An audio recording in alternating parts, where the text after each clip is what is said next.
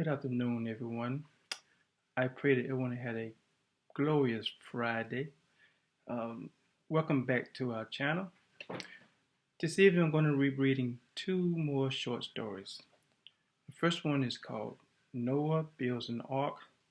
The second one is called The Flood. Okay. Noah builds an ark. Years passed, and soon there were lots of people in the world. But they were becoming more and more wicked, and this made God sad. He made up his mind to destroy everything with a terrible flood. But there was one good man on the earth who loved and obeyed God. His name was Noah.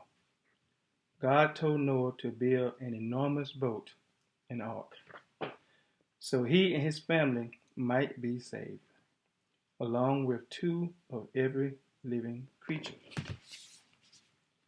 People thought Noah was silly building a boat in the middle of the land, and they made fun of him, but he ignored them, for he trusted God. It took Noah and his three sons a long, long time to build the ark. But when it was finished, Noah, his wife, and his sons and their wives loaded it with food for themselves and the animals.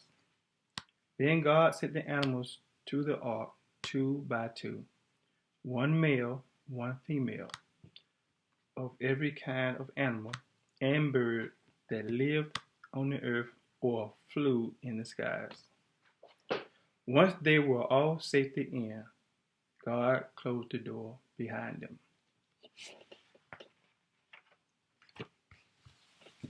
The flood. Now it began to rain, and how it rained. Water poured down from the skies and covered all the land. Every living creature was drowned.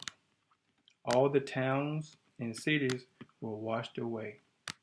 But the ark and its precious cargo floated safely on the world of water. For 40 days and 40 nights it rained. Then at last it stopped. After a while, the floodwaters began to go down. Noah sent out a dove, and it returned with an olive leaf in its beak.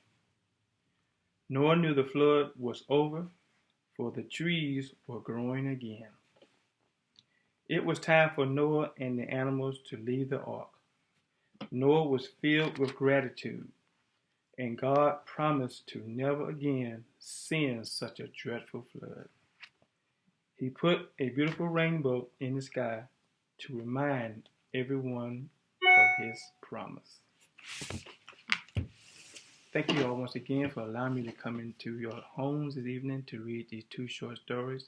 I hope they have been somewhat enlightened to you and give you something to think about. Please be blessed and have a good evening.